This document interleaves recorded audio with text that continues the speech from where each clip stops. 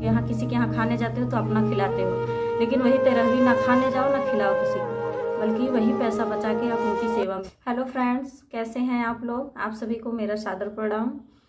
और कैसे हैं आप लोग? आई होप आप लोग बहुत अच्छे होंगे। मैं भी ठीक हूँ और आप सभी का मैं स्वागत करती हूँ अपने चैनल समर पूनम यादव में। तो फ्रेंड्स, आज मैं लेकर आई हूँ आप सभी के लिए एक छोटी सी स्टोरी। उस स्टोरी से आप सभी को क्या सीख मिलती है प्लीज़ कमेंट बॉक्स में बताना। और वीडियो अगर अच्छा लगे तो लाइक कमेंट शेयर ज़रूर करना आप लोग, और वीडियो को फुल वॉच ज़रूर करना, तभी आपको स्टोरी का मतलब पता चल पाएगा। तो फ्रेंड्स, मेरी स्टोरी ये है, रियल स्टोरी है गांव की, मेरे गांव से ही है। मैं गांव का नाम नहीं बताऊंगी। और एक औरत थी बूढ़ी, उनके पास 3 बेटे थे, तीन बेटियां थी, जिनमें से उनकी तीनों बेटियों की शादी हो गई और उनके तीनों बेटे की शादी हो गई। तो क्या हुआ कि उनकी तीनों बेटियां अपने अपने ससुराल चली गईं और तीनों बेटे की शादी हो गई। सारी बहुएं आ गई अपने घर में, एक साथ रहने लगे सभी लोग, और उनके हस्बैंड एक्सपायर हो गए। उसके बाद क्या हुआ, 1-2 साल ऐसे बीता उन लोगों का एक साथ में, सासू माँ के साथ में सारी बहुएं रहती थी अच्छे ढंग से। फिर कुछ दिन बीता तो सारी बहुओं में कुछ विवाद की वजह से सारी तीनों बहुएं अलग हो गई, और सासू माँ को अलग कर दिया। सब अलग हो गई, सासू माँ भी अलग हो गई, उनको एक खेत दे दिया गया और बाकी सब लोग अपना अपना खेत लेके अलग हो गई। तो क्या हुआ कि जिस बहुओं ने डिसाइड किया कि जो भी खेती करेगा उनका वही वो उनको खिलाएगा।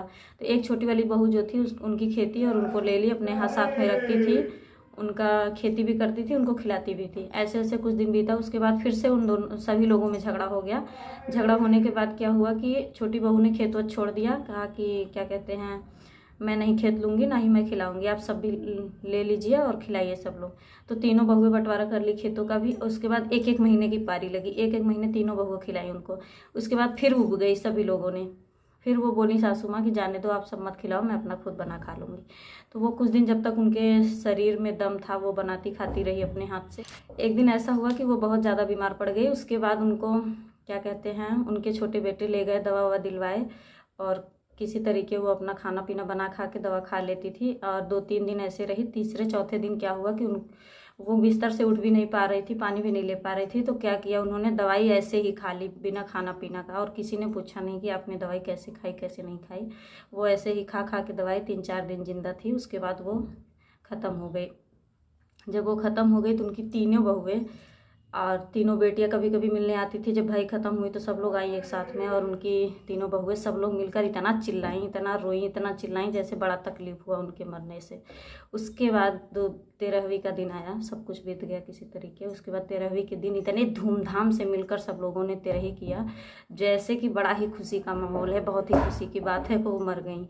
तो फ्रेंड्स, मैं आप सभी से यही कहना चाहती हूँ कि 13वीं ना करके आप वही पैसे बचा के अपनी माँ का ध्यान रखो, उनकी तबीयत में ध्यान रखो, सारी बहुएं मिलके उनकी सेवा करो। ये 13वीं करने का कोई मतलब नहीं है, दिखावा करने का कोई फ़ायदा नहीं है। तो आप 13वीं करते हो इसलिए क्योंकि आप उनके यहाँ किसी के यहाँ खाने जाते हो तो अपना खिलाते हो, लेकिन वही 13वीं ना खाने जाओ ना खिलाओ किसी को, बल्कि वही पैसा बचा के आप उनकी सेवा में लगाओ और उनकी सेवा करो, तो आपको ज़्यादा पुण्य मिलेगा शायद। माँ कभी किसी बच्चे को बंटवारा नहीं करती, लेकिन बेटे सब बंटवारा कर देते हैं उनका। तो फ्रेंड्स, आप सभी को मेरी स्टोरी कैसी लगी आप सभी प्लीज़ बताना कमेंट बॉक्स में, और लाइक कमेंट शेयर ज़रूर करना मेरी वीडियो को। Bye bye, thanks for watching.